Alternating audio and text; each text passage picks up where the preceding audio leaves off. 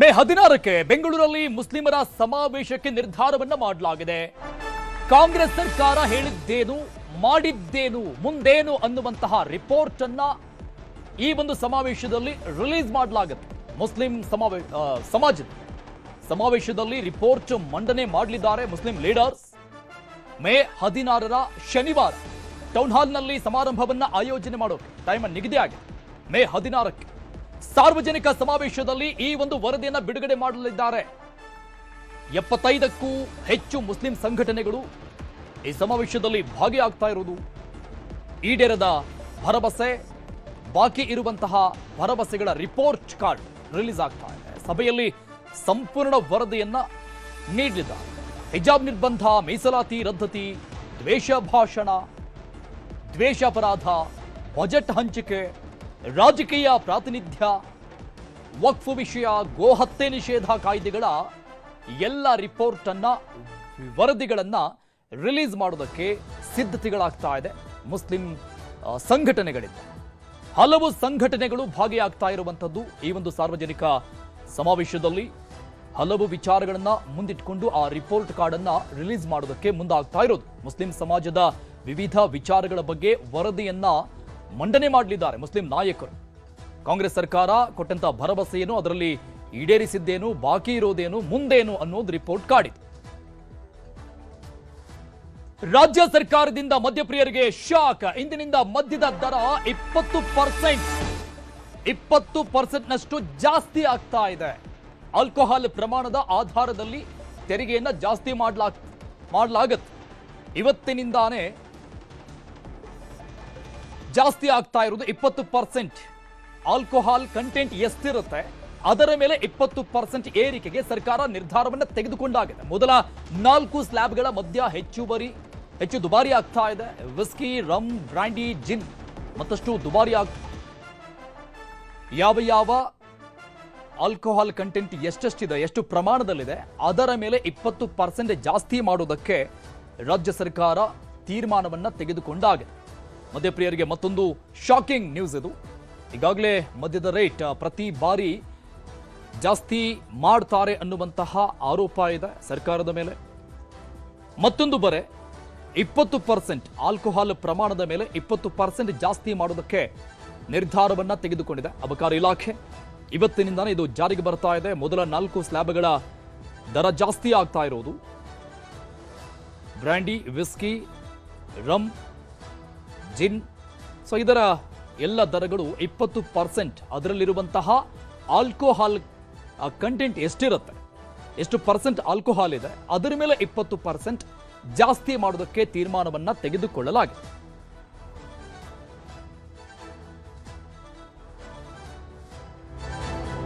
ಇವಾಗ ಇನ್ನಷ್ಟು ಡೀಟೇಲ್ಸ್ ಕೊಡ್ತಾರೆ ನಮ್ಮ ಪ್ರತಿನಿಧಿ ಪ್ರಗತಿ. ಲೈವ್ ನಲ್ಲಿ ಜಾಯ್ನ್ ಆಗ್ತಾ ಇದ್ದಾರೆ. ಪ್ರಗತಿ, ಯಾವಾಗೆಲ್ಲ ಏನೆಲ್ಲ ದರ ಏರಿಕೆಗಳಾದಾಗಲೂ ಕೂಡ ಕೊನೆಯದಾಗಿ ಅದರ ಹೊರೆಯನ್ನ ಸರಿದೂಗಿಸೋದಕ್ಕೆ ರಾಜ್ಯ ಸರ್ಕಾರ ನೋಡೋದು, ಅದನ್ನ ಮದ್ಯಪ್ರಿಯರ ಮೇಲೇ ಜಾಸ್ತಿ ಹೊರೆ ಹಾಕ್ಬಿಡೋದಕ್ಕೆ ಪ್ಲಾನ್ ಮಾಡುತ್ತೆ ಅನ್ನುವಂಥ ಆರೋಪ ಏನಿದೆ.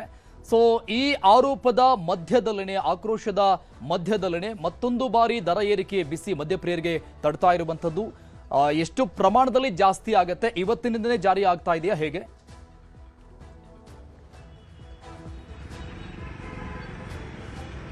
ಅರುಣ್, ಇವತ್ತಿನಿಂದನೇ ಹೊಸ ಅಬಕಾರಿ ನೀತಿ ಜಾರಿಗೆ ಆಗ್ತಾ ಇರುವಂತದ್ದು. ಸೊ ಇದರ ಒಂದು ಪರಿಣಾಮವಾಗಿ 20% ದರ ಏರಿಕೆ ಆಗುವಂತದ್ದು. ಸೊ ಇಲ್ಲಿರುವಂತಹ ಜನರು ಕೂಡ ಆಕ್ರೋಶವನ್ನ ವ್ಯಕ್ತಪಡಿಸ್ತಾ ಇದ್ದಾರೆ. ಯಾಕಂದ್ರೆ ಯಾವುದೇ ರೀತಿಯಾಗಿ ದರ ಏರಿಕೆ ಆದ್ರೂ ಕೂಡ ಮದ್ಯಪ್ರಿಯರ ಮೇಲೆ ಈ ರೀತಿಯಾಗಿ ದರ ಏರಿಕೆಯ ಹೊರೆಯನ್ನ ಹಾಕೋದು ಎಷ್ಟು ಸರಿ ಅನ್ನುವಂತಹ ಆಕ್ರೋಶ ಈಗ ಮದ್ಯಪ್ರಿಯರಲ್ಲಿ ವ್ಯಕ್ತ ಆಗ್ತಾ ಇರುವಂತದ್ದು. ಅಂದ್ರೆ ಈಗಾಗಲೇ ನೀವು ಗಮನಿಸಿರುವ ಹಾಗೆ 16 ಸ್ಲ್ಯಾಬ್ಸ್ ಇತ್ತು, ಅದನ್ನ 8 ಸ್ಲ್ಯಾಬ್ಸ್ ಆಗಿ ಮಾಡಲಾಗಿದೆ. 8 ಸ್ಲ್ಯಾಬ್ಸ್ ಮಾಡಿರುವಂತಹ ಕಾರಣ ಮೊದಲ 5 ಸ್ಲ್ಯಾಬ್ಸ್ ಅಲ್ಲಿ ಬರುವಂತಹ ಎಣ್ಣೆ ಏನ್ ಬರುತ್ತೆ ಅಂತವುಗಳಿಗೆ ದರ ಏರಿಕೆಯ ಬರೆ ಅನ್ನುವಂಥದ್ದು ತಟ್ಟಿರುವಂತದ್ದು. ಜೊತೆಗೆ ದುಬಾರಿ ಬೆಲೆಯ ಮದ್ಯ ಏನಿರುತ್ತೆ ಅದು ಯಾವುದಕ್ಕೂ ಕೂಡ ಈ ದರ ಏರಿಕೆಯ ಬರೆ ತಟ್ಟಿಲ್ಲ. ಬದಲಾಗಿ ಸಾಮಾನ್ಯ ಜನರು ಬಳಕೆ ಮಾಡುವಂತಹ ಕಡಿಮೆ ಬೆಲೆಯ ಮದ್ಯಕ್ಕೆ ದರ ಏರಿಕೆ ತಟ್ಟಿರುವಂತದ್ದು. ಇದಕ್ಕೆ ಅನೇಕ ಕಾರಣಗಳನ್ನ ಕೊಡಲಾಗ್ತಾ ಇದೆ. ಅಂದ್ರೆ ಈ ಹಿಂದೆ ಬಲ್ಕ್ ಲೀಟರ್ ಆಧಾರದ ಮೇಲೆ ಈ ದರ ಏರಿಕೆಯನ್ನ ಮಾಡ್ತಾ ಇದ್ರು, ಅಂದ್ರೆ ತೆರಿಗೆಯನ್ನ ಕಟ್ಟಬೇಕಾಗ್ತಾ ಇತ್ತು. ಬಟ್ ಈಗ ಹಾಗಲ್ಲ. ಆ ಒಂದು ಬಾಟ್ಲಿಯಲ್ಲಿ ಇರುವಂತಹ ಶುದ್ಧ ಆಲ್ಕೋಹಾಲ್ ನ ಪ್ರಮಾಣ ಎಷ್ಟು, ಆ ಪ್ರಮಾಣದ ಆಧಾರದ ಮೇಲೆ ಈಗ ತೆರಿಗೆಯನ್ನ ಕಟ್ಟಬೇಕು. ಸೊ ಹಾಗಾಗಿ ಕಡಿಮೆ ದರದ ಮದ್ಯದ ಮೇಲೆ ಜಾಸ್ತಿ ಈಗ ದರ ಏರಿಕೆ ಏರಿಕೆ ಆಗಿರುವಂತದ್ದು, ಬಿಯರ್ನ ಮೇಲೂ ಕೂಡ ದರ ಏರಿಕೆ ಆಗಿರುವಂತದ್ದು. ಜೊತೆಗೆ ಹೆಚ್ಚು ದುಡ್ಡಲ್ಲಿ ಯಾರು ಮೊದಲೆಲ್ಲ ಮದ್ಯವನ್ನ ಖರೀದಿ ಮಾಡ್ತಾ ಇದ್ರು ಅಂತಹ ಮದ್ಯದ ದರ ಏರಿಕೆ ಆಗ್ಲಿಲ್ಲ. ಸೊ ಬಡವರ ಮೇಲೆ ಈಗ ದರ ಏರಿಕೆಯ ಹೊರೆ ಬಿದ್ದಿದೆ. ಬಟ್ ಹೆಚ್ಚು ದುಡ್ಡು ಕೊಟ್ಟು ಯಾರು ಬ್ರ್ಯಾಂಡ್ ಗಳನ್ನ ಕೊಂಡ್ಕೊಳ್ತಾ ಇದ್ರು ಅಂತವರಿಗೆ ಈಗ ದರ ಏರಿಕೆ ಬಿದ್ದಿಲ್ಲ. ಸೊ ಇದಕ್ಕೆ ನಾನಾ ಕಾರಣಗಳನ್ನು ಕೊಟ್ಟಿದ್ದಾರೆ. ಒಂದು ಉತ್ಪಾದನಾ ವೆಚ್ಚ ಅದೆಲ್ಲವೂ ಕೂಡ ಜಾಸ್ತಿ ಆಗಿರುವಂತದ್ದು, ಅದೆಲ್ಲದೂ ಕಾರಣಗಳಿಂದಲೂ ಕೂಡ ದರ ಏರಿಕೆ ಆಗುತ್ತೆ. ಅರುಣ್, ಪ್ರಗತಿ, ಅಬಕಾರಿ ಇಲಾಖೆಯನ್ನ ಸರ್ಕಾರಕ್ಕೆ ಚಿನ್ನದ ಮೊಟ್ಟೆ ಇಡುವಂತ ಕೋಳಿ ಅಂತ ಕರೆಯಲಾಗುತ್ತೆ. ಅದು ಸತ್ಯವೂ ಕೂಡ. ಈಗ ಮತ್ತೊಂದು ಬಾರಿ ಆ ಕಡೆನೆ ಸರ್ಕಾರ ಗಮನ ಕೊಟ್ಟಿರುವಂತದ್ದು. ಈ ಹಿಂದೆ ಇದೇ ವಿಚಾರಕ್ಕೆ ಸಂಬಂಧಪಟ್ಟಂಗೆ ಅನೇಕ ಹೋರಾಟಗಳು ಕೂಡ ಆಗಿದೆ ಮದ್ಯಪ್ರಿಯರಿಂದ. ದರ ಕಡಿಮೆ ಆಗಬೇಕು, ಹಾಗೆ ಹೀಗೆ ಸಬ್ಸಿಡಿ ಕೊಡಬೇಕು ಅನ್ನುವಂತ ಹಲವು ಬೇಡಿಕೆಗಳನ್ನು ಇಟ್ಟಿದ್ರು. ಸೊ ಹಾಗಾಗಿ ಮತ್ತೆ ಏನಾದ್ರೂ ಈ ಒಂದು ನಿರ್ಧಾರದ ವಿರುದ್ಧ ಹೋರಾಟ ಆಗೋ ಚಾನ್ಸಸ್ ಏನಾದ್ರೂ ಇದೆಯಂತ?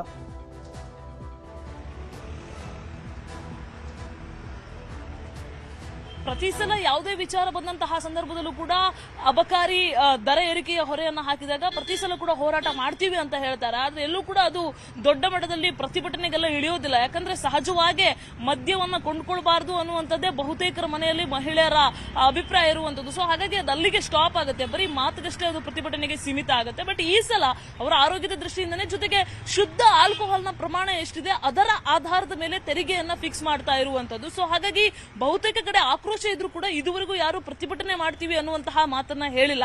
ಬಟ್ ಸ್ಲ್ಯಾಬ್ಸ್ ಗಳನ್ನ ಇಳಿಕೆ ಮಾಡಿರೋದು, ಅಂದ್ರೆ ಮೊದಲು 16 ಇತ್ತು, ಈಗ 8 ಆಗಿರೋದು, ಜೊತೆಗೆ ಉತ್ಪಾದನಾ ವೆಚ್ಚ, ಬೇರೆ ಬೇರೆ ಕಾರಣಗಳಿಂದ ಈ ಎಲ್ಲ ಕಾರಣಗಳಿಂದಲೂ ಕೂಡ ದರ ಏರಿಕೆ ಮಾಡಲೇಬೇಕಾದಂತಹ ಪರಿಸ್ಥಿತಿ ಅನಿವಾರ್ಯ ಇರುತ್ತೆ. ಸೊ ಹಾಗಾಗಿ ಇವತ್ತಿನಿಂದ ಹೊಸ ಅಬಕಾರಿ ನೀತಿ ಜಾರಿಗೆ ಬರ್ತಾ ಇರುವಂತದ್ದು ಬಹುತೇಕರು ಎಲ್ರಿಗೂ ಕೂಡ ಗೊತ್ತಿತ್ತು. ಸೊ ಹಾಗಾಗಿ ಇದು ಶಾಕಿಂಗ್ ವಿಚಾರ ಏನಲ್ಲ, ಇವತ್ತಿನಿಂದ ಜಾರಿ ಆಗುತ್ತೆ ಅನ್ನೋದು ಬಹುತೇಕರಿಗೆ ಗೊತ್ತಿದ್ದಂತಹ ಕಾರಣ ಕೆಲವರು ಜನಸಾಮಾನ್ಯರು ಗೊತ್ತಿಲ್ಲದೆ ಇರುವವರು ಈ ಬಾರ್ಗಳಲ್ಲಿ ಆಕ್ರೋಶವನ್ನ ಹೊರಹಾಕ್ತಾ ಇದ್ರು. ಯಾಕಂದ್ರೆ ಪ್ರತಿ ಸಲ ಕೂಡ ಈ ಕಡಿಮೆ ದರದ ಮದ್ಯ ಏನಿರುತ್ತೆ, ಇವುಗಳಿಗೆ ಕೂಡ ಲಿಕ್ಕರ್ಗಳೇನಿರುತ್ತೆ, ಇವುಗಳಿಗೆ ರೇಟ್ ಜಾಸ್ತಿ ಆಗ್ತಾ ಹೋಗುತ್ತೆ. ಯಾರು ದುಡ್ಡು ಕೊಟ್ಟು ದೊಡ್ಡ ದೊಡ್ಡ ಬ್ರ್ಯಾಂಡ್ಗಳನ್ನು ತಗೊಳ್ತಾರೆ ಅಂತವರಿಗೆ ಹೊರೆ ಆಗೋದಿಲ್ಲ. ಯಾಕೆ ಪ್ರತಿ ಸಲ ಕಡಿಮೆ ಬೆಲೆಯ ಮದ್ಯ ಕೊಂಡುಕೊಳ್ಳುವವರಿಗೆ ಮಾತ್ರ ಯಾಕೆ ಸಮಸ್ಯೆ ಆಗುತ್ತೆ ಅನ್ನುವಂತಹ ಆಕ್ರೋಶ ಸಹಜವಾಗಿ ಎಲ್ಲ ಕಡೆ ವ್ಯಕ್ತ ಆಗ್ತಾ ಇರುವಂತದ್ದು. ಅರುಣ್, ಪ್ರಗತಿ, ಈಗ ಬೇಸಿಗೆ ಟೈಮ್ನಲ್ಲಿ ಅತಿ ಹೆಚ್ಚಿನ ಬಿಯರ್ ಕನ್ಸಂಪ್ಷನ್ ಜಾಸ್ತಿ ಆಗಿರೋದು ಆ ವರದಿ ಕೂಡ ನಾವು ಇತ್ತೀಚೆಗೆ ನೋಡಿದ್ವಿ. ರೇಟ್ ಜಾಸ್ತಿ ಆದ್ರೂ ಕೂಡ ಬೇಸಿಗೆ ಟೈಮ್ನಲ್ಲಿ ತುಂಬಾ ಪರ್ಚೇಸಿಂಗ್ ಆಗಿತ್ತು ಬಿಯರ್. ಸೊ ಅದ್ರ ಮೇಲೂ ಕೂಡ ರೇಟ್ ಈಗ ಜಾಸ್ತಿ ಆಗುತ್ತೆ. ಅದರ ಆಲ್ಕೋಹಾಲ್ ಕಂಟೆಂಟ್ ಎಷ್ಟಿರುತ್ತೆ ಅದ್ರ ಮೇಲೆ 20% ಅಂತ. ಅಕ್ಯುರೇಟ್ ರೇಟ್ ಏನಾದ್ರೂ ಗೊತ್ತಾಗ್ತಾ ಇದೆ ಯಾವ್ಯಾವ ಮದ್ಯದ ಬಾಟಲ್ಗಳ ಮೇಲೆ ಎಷ್ಟೆಷ್ಟು ರೇಟ್ ಜಾಸ್ತಿ ಆಗುತ್ತೆ ಅಂತ?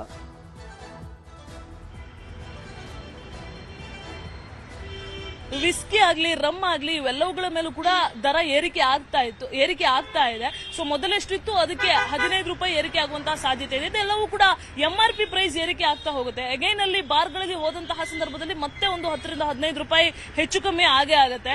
ಅದರ ಜೊತೆಗೆ ನೀವು ಹೇಳಿದಾಗೆ ಬಿಯರ್ ನ ಕೊಂಡುಕೊಳ್ಳುವಂತವರ ಸಂಖ್ಯೆ ಜಾಸ್ತಿ ಇರುತ್ತೆ. ಅದರಲ್ಲೂ ಕೂಡ ಯುವಕರು ಹೆಚ್ಚಾಗಿ ಬಿಯರ್ ಪ್ರಿಯರಾಗಿರ್ತಾರೆ. ಸೊ ಅವರೆಲ್ಲರೂ ಕೂಡ ಯಾರು ಬಿಯರ್ ನ ತಗೊಳ್ತಾರೆ, ಈ ಟೈಮ್ ಅಲ್ಲಿ ಬಿಯರ್ ಪ್ರಮಾಣ ಸೇಲ್ ಆಗೋದೇನು ಕಡಿಮೆ ಇರೋದಿಲ್ಲ. ಬೇಸಿಗೆ ಅಂತ ಹೇಳಿ ಜಾಸ್ತಿ ಆಗ್ತಾ ಹೋಗುತ್ತೆ. ಸೊ ಹಾಗಾಗಿ ಬಿಯರ್ ನ ಕೊಂಡುಕೊಳ್ಳುವವರೆಗೂ ಕೂಡ ದರ ಏರಿಕೆಯ ಬರೆ ಬಿದ್ದಿರುವಂತದ್ದು. ನೀವು ಬೇರೆ ರಾಜ್ಯಗಳಿಗೆ ಕಂಪೇರ್ ಮಾಡಿದ್ರೆ ಬಿಯರ್ ನ ರೇಟ್ ಕಡಿಮೆ ಇರುತ್ತೆ. ಸೊ ಅಲ್ಲಿಂದ ಇಲ್ಲಿಗೆ ತಗೊಂಡು ಬಂದು ಈ ತರದೆಲ್ಲ ಮಾರಾಟ ಆಗಬಾರ್ದು ಅನ್ನುವಂತಹ ಕಾರಣಕ್ಕೆ ಈ ರೀತಿಯಾಗಿ ರೇಟ್ ಅನ್ನ ಕೂಡ ಜಾಸ್ತಿ ಮಾಡ್ತಾ ಇದ್ದಾರೆ ಅನ್ನುವಂತಹ ಅಭಿಪ್ರಾಯ ಕೂಡ ಎಲ್ಲ ಕಡೆ ವ್ಯಕ್ತ ಆಗ್ತಾ ಇರುವಂತದ್ದು. ಒಟ್ಟಾರೆಯಾಗಿ ಮದ್ಯದ ದರ ಏರಿಕೆ ಆಗಿರುವಂತದ್ದು ಮದ್ಯಪ್ರಿಯರಿಗೆ ಒಂದು ದೊಡ್ಡ ಶಾಕಿಂಗ್ ವಿಚಾರನೆ ಅಂತ ಹೇಳ್ಬೋದು. Arun, thank you Pragathi ಡೀಟೇಲ್ಸ್ಗೆ.